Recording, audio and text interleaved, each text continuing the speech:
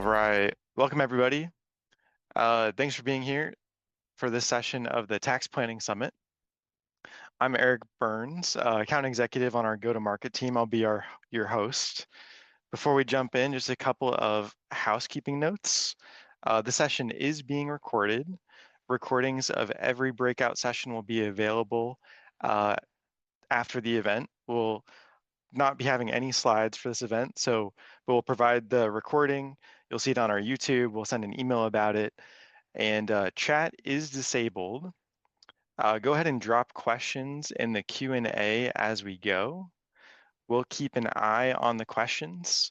And Stephen, I'll be trying to aggregate some questions at the end if we don't get to them, and there's a lot of those questions, but feel free to answer questions as we go as well. This session is eligible for CFP CE credit. To receive credit, you'll need to stay on the session for at least 50 minutes and follow all the instructions for the session. And we're going to go ahead and get into it. I'm excited to introduce Stephen Jarvis here. Stephen is the CEO and head CPA at Retirement Tax Services. Stephen, I think I first heard about you. You're a prolific writer. You're like on a very popular podcast, but it was first on the Kitsy's website. You had a very well-known publication, but you're also on Advisor Perspectives, US News. We see you on a lot of other stuff. So for people that don't know, Stephen is a CPA of 15 years. Yeah. You run your own firm, Retirement Tax Services.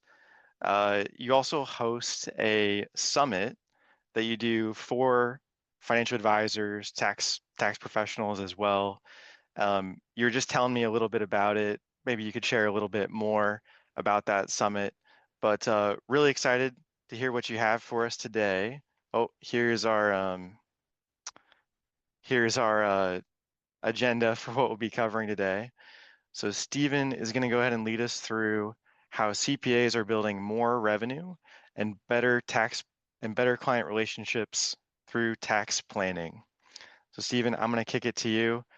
I'm going to stop sharing my screen in a second, but do you want to go ahead and just go through a little bit more what we'll go through today? I'll hand it over to you. Yeah. Thanks, Eric. Super excited to be here today. This session is a little bit different for me. I spend a lot of my time talking to financial advisors about different tax planning topics, but really focused on, from the financial advisor perspective, how do we do more around taxes for clients? Spend a lot of time on this idea of, as a financial advisor, like really you should feel responsible for the tax impacts of the things that you're doing. And so when the Holistic Plan the Holistic Plan team reached out to me to get involved in another webinar, which I'm always excited to partner with these guys to do this, they said, hey, we want to talk a little bit differently this time. We want you to actually talk from your perspective, from my perspective as a CPA, not to financial advisors necessarily, but to other tax professionals, to share, okay, what does this look like from the CPA's perspective to deliver more value, to charge for that value, to have a different model from the legacy or historical tax preparation of just, hey, let's just grind out as many tax returns as we can. So Eric mentioned it, but I've been a CPA for about 15 years. Thankfully, my daughter was born the same year I started in the industry, so it's really easy for me to keep track. One of my favorite jokes, probably least favorite of my clients, is that math isn't really my thing. But I've been in the CPA industry as a whole for about 15 years. Spent the first part of my career, first 10 years, in large public accounting firms. Worked at BDO for a long time, worked at Clifton Larson Allen, did some time at a local firm as well before starting Retirement Tax Services. And when I started Retirement Tax Services, really from the jump, the goal was to do more than just prepare a tax return every year. It was to really walk alongside both the client and financial advisors to do more on this tax topic. So what we're going to go through today, I'm going to share just really tactically, here's how we get this done. Here's how we think about it. Here's how much we charge. Here's how we charge, when we charge, what the value proposition is, what we're doing for the clients throughout the year during tax time, all those kinds of things. So we're going to get super tactical with it. And with that being said, like the Q&A is open. And so please drop questions in as we go. I want this to be as interactive as we can so that we make sure you get out of this what you need to be able to go and do something. Because whether I'm talking to financial advisors, fellow CPAs, peers, whoever it is, what I care about the most is how people are able to go and take action. So as we're going through this, even if it seems like a really specific or nuanced question of, gee, Stephen, what software are you using for that? When do you send that email? What about this objection? Drop those in the chat and we'll talk about it as we go. And Eric's going to be watching. If we don't get through all of them as we go, we'll try to get through them at the end. Or find me on LinkedIn. I'm super active there. Happy to follow up after this and share what I can, because I got to where I'm at by learning from other people doing this stuff. So I'm happy to share that as well. Eric, if you don't mind, just actually unshare. There we go. Let's just, so my face is a little bit bigger here, but I see a question about slides. I don't actually have any slides today. I've got my sheet of notes here. We're gonna go through some things really specifically, and then we're gonna jump in to questions. So a little bit of background about me and how the firm currently operates. So like I said, I work alongside financial advisors, but I'm a CPA. I have a couple of other tax preparers on my team. This filing season, we had 600 tax returns in total. We did about 500 of those by the deadline, extended the other 100 of them, and we're doing primarily 1040 work. And so as we go through this, we'll talk in a second about kind of how we define tax planning and how you should be thinking about tax planning when you think about how would I charge for this, or how would I add this as a service. And one of the things we really have to get specific on is who are we serving, because what tax preparation looks like, and certainly what tax planning looks like, is very dependent on who it is that we're serving. But for us, when we sign up a client, we don't have anyone who is exclusively tax preparation. We don't have anybody who is exclusively compliance. That it's only, hey, we talked to them once in March, we file a tax return, it's see you next year. And so that was very intentionally when we started. So what we tell clients as we're onboarding is that we want to have a year-round relationship with them. And so that's how we frame everything that we do. So we're helping with their tax return, but we're also then helping essentially be their tax help desk throughout the year. And so we have several things that we do with clients in connection with their financial advisors. But for us, we're using Intuit ProConnect, which, geez, you can drop in the Q&A if you feel differently. I've yet to meet the tax preparer who can convince me why the software platform they use for preparation is the best or only one somebody should use. Most of us are just, hey, this one's working, so I'm not going to change. For us, it's important to have a cloud-based solution because we run a virtual firm. But aside from that, like, I just want to make sure it gets the work done. So we use Intuit ProConnect for tax preparation. We use the Zoho platform for our CRM and workflow document management. We use Stripe for all of our billing. We bill everyone through credit cards up front. We do a little bit of ancillary billing after the filing, but we don't do any hour tracking. None of it is based on billable hours. So that's been a really big distinction for us that's helped us make sure that we're doing something different for our clients. So when we think about, hey, what would it look like to move from pure tax preparation into tax planning, I think the first thing we got to get really clear on is, okay, well, what do we mean by tax planning? And it's something that, so 5 years into this, it's something we've had to make sure we're refining our expectations with our clients along the way. And for any of you who are already doing tax planning or who are thinking about adding tax planning, this is something I would definitely spend time on, either refining or making sure you know how you want to implement as you start this, is how you set expectations. Because the term tax planning is super broad and really not well defined. And so if I just say tax planning, depending on who I say it to, I'm going to get a whole range of different assumptions. Because if you go on social media or on YouTube, tax planning seems to mean, hey, I never pay taxes again because here's this shiny thing that hey, you're stupid if you pay anything more than zero. Like, so tax planning has almost been co-opted from a like clickbait standpoint of tax planning should mean these really shiny things. That's one extreme example, but we got to understand what's kind of out there as far as what people's assumptions are going to be, so that if I tell my clients, hey, we're going to start offering tax planning, we're helping set the expectations to guide what we expect the outcome to be, because it is a big shift from tax preparation. Because if somebody comes to me and says, Stephen, I want you to prepare my tax return, we probably don't have to go real deep on, well, what does that mean? It means I'm going to get their information, I'm going to prepare a tax return, I'm going to file it. But when we say, hey, I'm going to do tax planning, and this was a mistake I made early on of not clearly enough defining what tax planning is. Because if I just say, hey, we're going to do tax planning together, especially so in our model, we charge a flat fee for our relationship as a whole. So right now, when we bring on new clients, again, we're focused primarily on 1040s. We call them moderately complex. For the average tax preparer, they're going to feel like relatively simple returns. But as we bring clients on, we charge anywhere from $800 to $1,200 a year for the tax preparation and that ongoing support.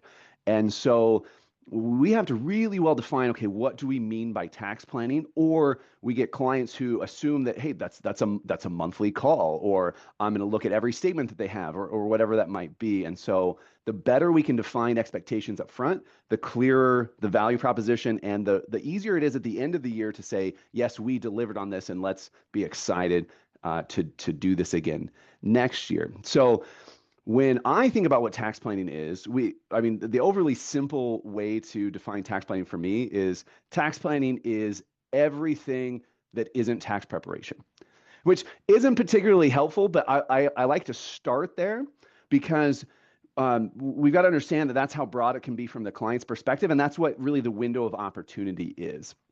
Because especially if we think for a second about adding tax planning as a way to grow our firm, attract new clients. Okay, somebody coming into our world, and we're going to say, yes, we do tax preparation and tax planning. Okay, Stephen, what does tax planning mean? Well, it means that, hey, we're going to talk to you outside the filing season about your withholdings or estimated payments. It means when you get an IRS communication, we're going to be the first people to jump in and help you address that. It means that when you have a job change, or you start a business, or you move out of state, someone dies, you have a change in dependency, whatever these life events are, it means that we're going to answer those questions, and we're not going to send you a separate bill. And so that's where we start with a lot of our clients and what we define as tax planning, which it's a very narrow sliver of what tax planning can be.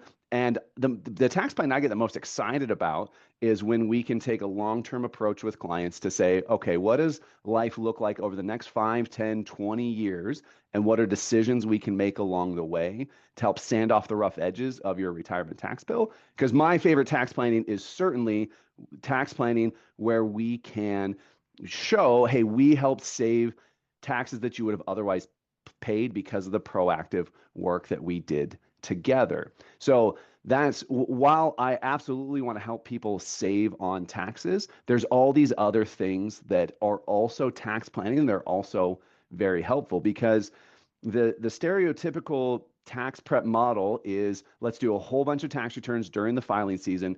More and more, it's let's extend as many as we can and then elongate our tax filing season, but we're going to be super focused on getting the tax compliance done. And I too often run into clients who come to us who they didn't have an opportunity before to even ask. It wasn't that they didn't want to pay for the tax plan, they didn't want to pay to ask the questions. It's that they had no opportunity, or they didn't feel like they had an opportunity to even ask those questions outside of the filing season. So I'm going to knock out just a couple of questions here as they're relevant to what I've said so far, and then we'll dive into kind of the next piece of this. So Ali asks, how many people are on your team that complete the 500 returns during tax season? So great question. So I think in my intro, Eric mentioned that my role is kind of head CPA is how I look at it, in that at this point, I still sign every tax return that our team does. I have another CPA on the team who's a few years into his career who will start signing relatively simple returns this next filing season.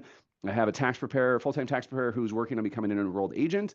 And then this year we had 2 tax admins, who neither of which had previous tax prep experience. One had worked in a tax firm before. They did a lot of client correspondence and then initial data entry.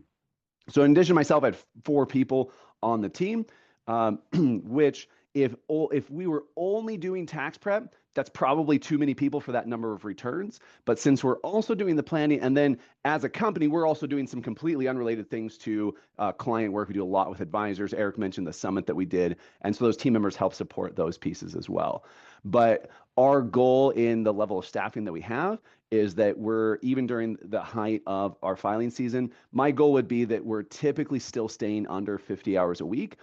To total transparency, because that's, I think, the only helpful way to share these kinds of things. This year, right towards the deadline, the last couple of weeks, we'd gotten things kind of compiled on us a little bit more than we expected. We definitely had a couple of weeks that were a little bit over that, but that's the relative size of our team compared to what we're doing right now. Mark asks, when you say doing 1040 work, does that include Schedule C and K1 or pass-through entities? So, Mark, one of the things that we've found that has really helped us with setting client expectations and just really streamlining how we do our billing and saving a ton of time on billing is that we have a base fee that we charge everyone for what we call a moderately complex tax return. And I'm using air quotes because we made that term up. For us, that's essentially a 1040 that has W-2 income, 1099 income, or there's probably investments. We do a lot of proactive planning. So your Roth conversions, your backdoor Roth contributions, anything kind of retirement planning related is all included in that base fee. And then we have a clearly defined, hey, if we're adding a Schedule C, a Schedule E, if you're receiving K1s, here's kind of those additional charges. We charge additional for state returns. So that's how we have people end up more towards that $1,200 range of what we're charging them each year. We're not doing any bookkeeping or payroll. The Schedule C work that we do, a lot of it is people doing like consulting or other like service-based work where we don't have physical locations, we don't have inventory. We're staying on the very simple side of things. But yes, we have quite a few clients who have relatively simple Schedule Cs or are generating K1s. And for us, the only reason we're extending returns is because we're waiting on documents for clients. So when we talked about, we got a little over 80% of our returns we did on time. The other ones were because clients were late to sign up or because they're waiting on a K1.